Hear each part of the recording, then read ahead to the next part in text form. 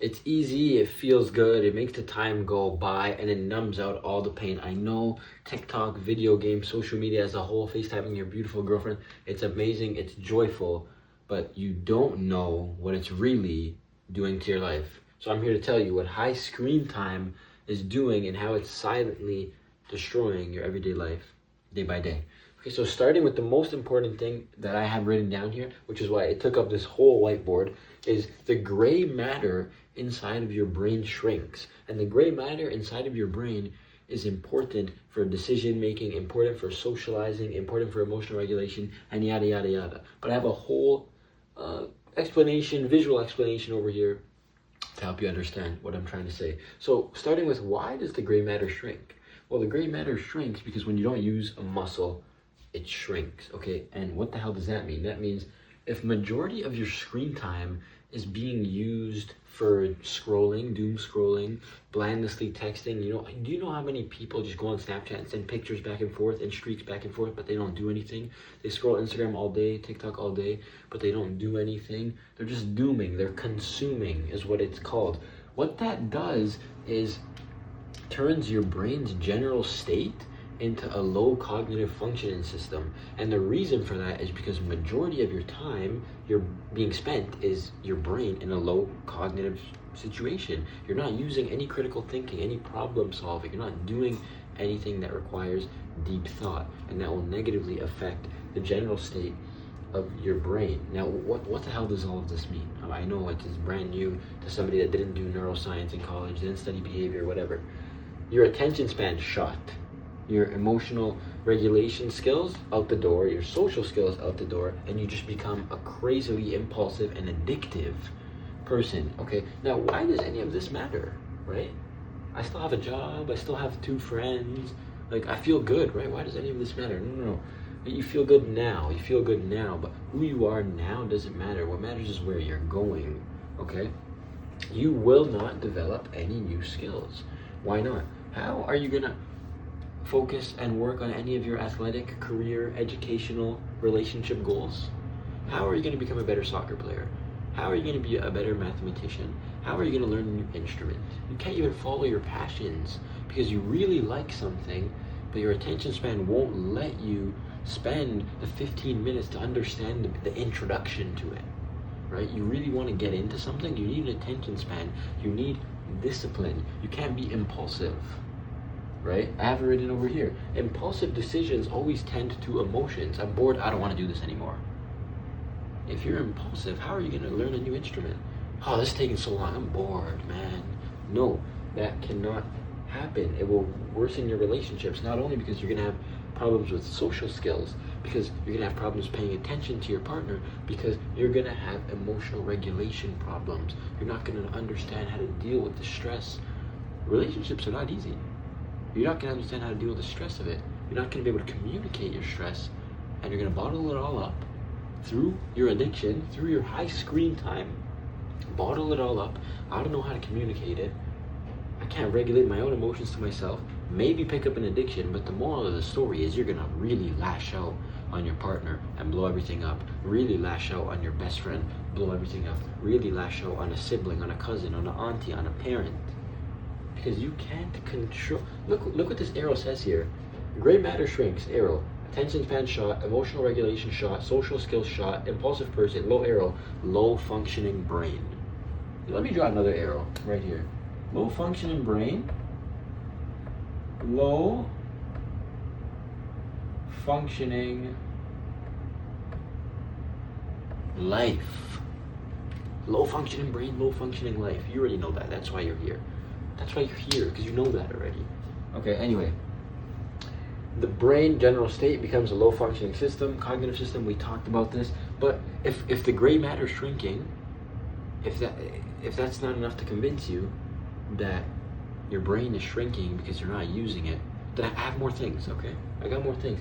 Neuroplasticity, the Google effect or digital amnesia, dopamine loop, and the no restriction state. Just on the other side of this whiteboard, I'm going to quickly explain these 4 things to you, and it better convince you to lower that damn screen time. Starting with the dopamine cycle, you're getting rewarded for doing nothing. You're just scrolling and feeling good. You're just texting and feeling like you're connecting with someone. Someone likes your picture, it makes you feel worthy. Someone shoots you a text, oh, someone's thinking about me. Yada, yada, yada. You're just feeling good for doing nothing. It takes no effort. So why would you do anything that takes effort, especially if you don't feel good until after it's done? You want big muscles, you have to go to the gym. You don't feel good until 6 months later when you actually start seeing results. I look scrawny, I look skinny, I understand. I've been working out for years, and it took me 3 years to hit a weight goal of mine. And the only reason I even hit it was because over the last 6 weeks, I upped my training intensity by like 5x. I 5x'd it. I started working out with a weighted vest, started working out at the gym and at home, doing calisthenics at home, regular workouts at the gym, even going to the gym twice a day. You think I'm getting unlimited dopamine doing all that? But you just have to do things. All good dopamine seems to level up your life, but good dopamine doesn't come from scrolling, from consuming. Good dopamine comes from working out and seeing the results later, from making a meal and enjoying the beautiful meal when it's done, from learning a new skill and executing the skill and being able to teach it to others. So you're not getting dopamine while you're learning how to play the instrument. You're getting the dopamine when you're performing the show with the violin, or when you're teaching the violin to your little brother or little cousin. Are you following? Okay. And a kind act, an act of kindness. A kind act would have worked, but I like the sounding better. An act of kindness for another person when their face lights up with the most beautiful smile you've seen in 6 months. Then you get the dopamine. I'm not gonna get you drop something. I'm not gonna get the dopamine while I'm picking it up for you. No. When I see the smile on your face, I'm gonna get the dopamine. Dopamine cycle, you really, really want to try to avoid that garbage. Okay. Digital amnesia, or the Google effect, what is it? It's when your brain purposely doesn't remember information because it doesn't have to. What? What do you mean? Your brain has limited storage, right? Or else it's going to overheat and you become anxious. So your brain knows, I don't have to store this information because it's so easily accessible. I can just Google it. Let me give you 2 examples. When's St. Patrick's Day? The day never changes. When is St. Patrick's Day? You have no idea, right? Okay, I'm going to Google it. Hold on. St. Patrick's Day is March 17. I had to Google it too. Obviously not right now. I Googled it this morning when I was making my whiteboard, right? But you didn't know, I didn't know. Nobody knew. Another thing is, Martin Luther King Day is today.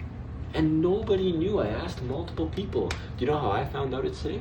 Because I made a TikTok on digital amnesia, or the Google effect, and I used St. Patrick's Day as my example, and somebody commented saying, dude, today's Martin Luther King Day, and nobody knew. Yeah, nobody knew, because our brain thinks, oh, why do I need to remember that? I can just Google it. It's not like it's that important. Sorry, brain fart, but that shows that your brain adapted to. The more that you feel like you're going through digital amnesia, that shows that your brain has just adapted. Like, yeah, technology's. I'm one with technology. You know, you need to be partners with it. You cannot let it consume you. Okay. No rest mode is what I wrote over here, and what I mean by no rest mode is when it is a world where you have easy access to cheap dopamine 24/7, it creates a life, and most people will be able to relate to this, with no boredom, no quietness. Your brain never gets a break. But do you know what happens when your brain does get a break? Information actually sinks in, things start to click, things start to make sense. If you don't have a break, your memory will be shit, because information never sunk in.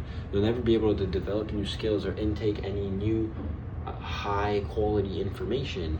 Your knowledge, your education will not be able to increase, right? Another thing that I wrote here is the man who sits the longest with the question gets the best answer. And I know not every question has an unlimited timer, but what I really mean by that is I see a lot of people in life getting deemed smarter than others, but what I take that as is he sat longer with the question, or he sat longer with the information, right? If you give 2 people here the exact same information, and you have 1 hour to make a plan, and you have 6 hours to make the plan, the person with the 6 hours obviously has more time to think it through, more time to think about advanced measures, a backup plan, right? So obviously this is very situational, but your brain does need to be bored. Your brain does need time for new information to come in. Your brain does need time to think about problems. You can't be impulsive. Like as I was saying, when you lose gray matter, you become impulsive. This is another case of that. You have no rest mode. And finally, neuroplasticity, which I've really just been taking a gander in myself. It's very important, but basically if you don't know what neuroplasticity is, it's your brain's ability to rewire itself. Our brain is unbelievable. It's magnificent, right? And your brain has the ability, especially through repetition, to constantly rewire itself. That's why you can live the same day every day and feel different on Monday as you did on Tuesday. But a main reason for that, and it's something that I just learned this week, your brain is the most neuroplastic the first hour you wake up. Okay? So let me translate that for you into English. The first hour that you're awake is what dictates, or what mainly will dictate your mood and your actions during that day. So if I get up and the first thing I do is go on my phone, it's gonna be a long day of cheap dopamine. I can guarantee that. But if I get up, make my bed, that's right here, I don't know if you can see it, get on that ground, do push-ups or burpees or sit-ups or something, oh, it's gonna be a good day, and I promise you that. And you should see in the summer, when summer comes around and I'm still making these videos, and I show my summer routine, and I get up and I hit my push-ups, and I go for a walk before I even brush my teeth. I'm in the sun. Before I even brush my teeth, I'm in the sunlight, man. I'm telling you, I'm in the sun, I go for a walk, I come home, I brush my teeth, I start doing some work, making videos, research, yada, yada, yada. I can't wait. Anyway, that's neuroplasticity. Your brain has the ability to rewire itself, so you can get off of high screen time, and you could put more time into yourself, your goals, whether it's education, whether it's career-based, whether it's entrepreneurship, whether it's athletics, whether it's a new instrument, whether it's relationship, whatever you want to do. But you're giving too much time to the screen, I guarantee that. And hey, you're human. I'm human. We've all been a victim to this. Majority of us are the first generation to really get this heavy technology dooming over us. So don't feel bad about this. That's what I want to end the video by saying. Do not feel bad about this. I've been there. I'm still fighting screen time. I've worked my way down to about 4 hours a day now, but you think I want to be at 4 hours? I want to be at like 1, if that even.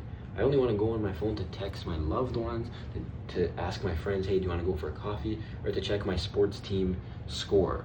So don't feel guilty. Just start taking action. Lower that screen time.